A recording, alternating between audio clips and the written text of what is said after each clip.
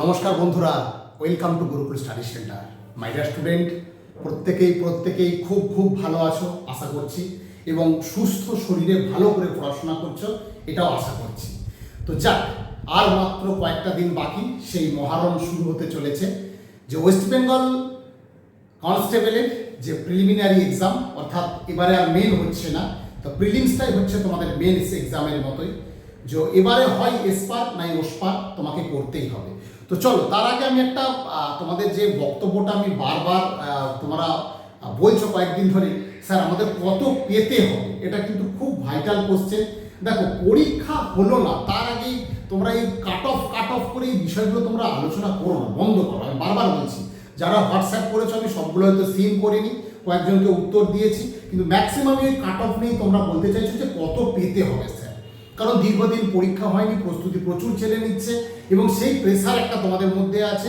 আর বিশেষ করে যারা সিনিয়র তারা কিন্তু একটু অনেকটাই চাপে আছো। আমি বলবো কাট অফ নিয়ে এখন এই মুহূর্তে ভেবো না, কারণ মাইন্ডে যদি কাট অফ বিষয়টা একবার ঢুকে যায় পরীক্ষার হলে, কিন্তু সেটা তোমার মধ্যে কিন্তু একটা চাপ কাজ করবে। আমি বারবার যে কথাটা বলবো, তোমরা শুধু এইটা ভাবো যে আমি সেরা পরীক্ষাটা দেবো। ঠিক আছে, এই জিনিসটা একটু ভাবো। আমি তিনটে বিষয় প্রথমেই উল্লেখ করবো। তাহলে এক নম্বর যেটা বললাম, যে তোমরা কিন্তু শুধু এই কাট অফ নিয়ে তোমরা কিন্তু এই বিষয়টা ভেবো না। অনলি কাট অফ, এই কাট অফ নিয়ে কিন্তু তোমরা উল্লেখ করো না বারবার। ঠিক আছে, এই কাট অফ জিনিসটা কিন্তু খুব একটা ভাইটাল প্রবলেম, তাই কাট অফ জিনিসটাকে অ্যাভয়েড করে যাও।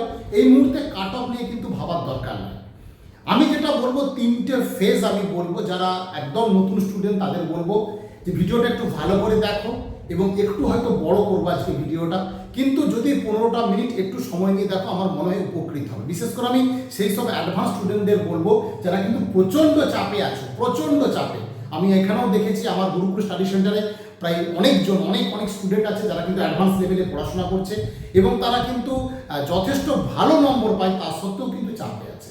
তো আমি তোমাদের যে ফেজটা বলবো, সেই ফেজটা একটু মন দিয়ে শোনো, তাহলে কিন্তু তোমরা অনেকটা উতরে যাবে। আর অ্যাডভান্স স্টুডেন্টদের আমি বলবো, তোমরা কিন্তু এই জিনিসটা একটু মাথায় রাখো। অ্যাডভান্স যারা আছে তাদের কিন্তু এই কথাটা আমি বলে দিচ্ছি, তোমরা এটা একটু মাথায় রাখো। দেখো, প্রথমেই বলবো, যারা বেসিক অ্যাডভান্স 2 আছো, যে কদিন আছে, তোমরা কিন্তু মক টেস্টের সংখ্যাটা বাড়িয়ে দাও। মাই ডিয়ার স্টুডেন্ট, আমি বারবার বলছি, মক টেস্টের সংখ্যাটা কিন্তু তোমরা বাড়িয়ে দাও। মক টেস্টটা কিন্তু খুব ভাইটাল।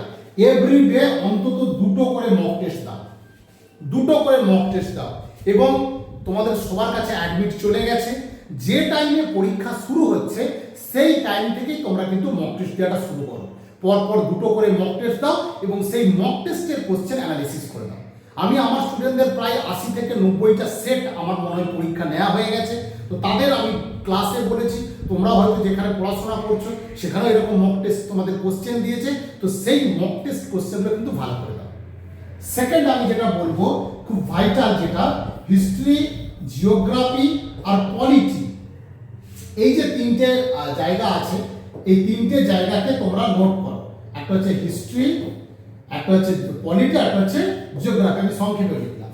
কি করবে তোমরা, হিস্ট্রির ওভারঅল যদি তোমরা স্যারেদের কাছে পড়ো তাহলে খুব ভালো। অন্তত সেইভাবে তোমরা যদি সাজিয়ে রাখো যে অন্তত 100 কোশ্চেন টোটাল হিস্ট্রি থেকে একটা কোশ্চেনের উপর যেন অন্তত 4-5টা কোশ্চেন ডিপেন্ডেবল থাকে, সেরকম ভাবে সেই কোশ্চেন ওরিয়েন্টেড তোমরা কিন্তু এটা করে নাও। 100টা হিস্ট্রি কোশ্চেন, 100টা পলিটির কোশ্চেন, আর 100টা জিওগ্রাফির কোশ্চেন তোমরা কিন্তু সেইভাবে সাজিয়ে নাও। ঠিক আছে, তাহলে সেটা আমি বারবার বলছি, এইভাবে যাদের আছে তারা কিন্তু সেটাকে রিভিশন করো। এর সাথে সাথে অবশ্যই miscellaneous part, my dear student, অবশ্যই মিসলেনিয়াস পার্ট যেটা আছে সেটাকেও তোমরা কিন্তু কভার করে নাও। মিসলেনিয়াস পার্টটা কিন্তু খুব ভাইটাল, কারণ এখানে দেখা গেছে মিসলেনিয়াস পার্টের মধ্যে যেটা আছে সেটা কিন্তু খুব ভাইটাল। হ্যাঁ, তো আমি বলে দিচ্ছি তোমাদের। দেখো, মিসলেনিয়াস পার্টে আমি যেটা নোট করেছি তোমাদের জন্য, যে তোমরা ডেট, ইম্পর্টেন্ট ডেট, এটা যেমন একদিকে রাখছো, তেমনি আমাদের আর্ট অ্যান্ড কালচার, এটা কিন্তু সব থেকে ভাইটাল। আর্ট অ্যান্ড কালচার, আর হচ্ছে আমাদের বাঙালির প্রথম এবং শেষ কে কোন জায়গায় আছে সেই জিনিসটা কিন্তু তোমরা একটু নোট করে নাও। ঠিক আছে, এইভাবেই পড়ো।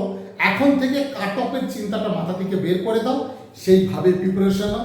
হল টেম্পারমেন্ট সব থেকে ভাইটাল জিনিস, যে যতই প্রস্তুতি নিয়ে আসুক, যারা পরীক্ষা দেয় তারাই জানে যে কতটা ওই হলের মধ্যে ম্যানেজ করা সম্ভব। তা এখন ওই কাট অফ বিভিন্ন ভিডিও দেখে কাট অফ নিয়ে এতটা ভাবতে যেও না, কে 65, কে 67, কে 66 বলছে, এরকম না, এরকম ভাবার দরকারই নেই। তুমি আগে কোশ্চেনটা ভালো করে দেখো, যদি কোশ্চেনটা অন্যরকম হয়ে যায় সেক্ষেত্রে কাট অফ কিন্তু কমেই যাবে, এটা নিয়ে ভয় কোনো কারণ। তো আমি এই মুহূর্তে একটা কথা বলবো, যারা অ্যাডভান্স হয়ে গেছে, অ্যাডভান্স মানে তারা ধরো ভালো নম্বর পাচ্ছ বিভিন্ন জায়গায়, তাদের মক টেস্ট ভালো নম্বর, তারা কিন্তু অনলি অ্যারিথমেটিকের উপর ডিপেন্ডেবল না করে একটু কিন্তু জিওমেট্রি পোর্শন আর একটু মেনসুরেশন পোর্শন, কয়েকটা জিনিস একটু সহজ জিনিসগুলো প্র্যাকটিস করে যাও। আমি আবার বলে দিচ্ছি, জিওমেট্রির পোর্শনে এবং জিওমেট্রি অ্যালজেব্রা থেকে, স্কোয়ার থেকে, কিউব থেকে, সার্কেল থেকে যে যে জায়গাগুলো আছে, আর তার সাথে সাথে একটু মেনসুরেশন পোর্শনে কিছু সহজ জিনিস একটু প্র্যাকটিস করে যাও। আর একটু বীজগণিতের দিকের সহজ সহজ সূত্রগুলো ওইটা একটু দেখে যাও। কারণ কোশ্চেন যদি সাদা মাটা হয় তাহলে তো চিন্তার কোনো কারণ নেই, কারণ তোমরা প্রস্তুতি ভালোই আছে। আর যদি একটু মডারেট হয় তাহলে দেখা যাবে ওই কোশ্চেনগুলো ফেললে আমরা কিন্তু ভুল করে চলে আসতে পারি। ঠিক আছে এটা। আর অবশ্যই কিন্তু ভাইটাল যেটা recent current affairs, recent current affairs কিন্তু একটু ফলো করো। অতিরিক্ত কারেন্ট অ্যাফেয়ার্স পড়ার দরকার নেই, একটু রিসেন্ট আপডেট কারেন্ট অ্যাফেয়ার্সগুলো পড়ো। ঠিক আছে, আজকে এ পর্যন্তই। প্রত্যেকে ভালো দেখো, যারা নতুন তারা চ্যানেলটা সাবস্ক্রাইব রাখো। আমি এই সংক্রান্ত ভিডিও কিন্তু পরপর নিয়ে আসবো। কিছু ইম্পর্টেন্ট কোশ্চেন আমি হিস্ট্রি, জিওগ্রাফি, পলিটি যদি তোমাদের লাগে তোমরা কমেন্ট বক্সে কমেন্ট করো, আমি কিন্তু একদম বোর্ডের মাধ্যমে এটা তোমাদের একটা ক্লাসের মতো করে করাবো।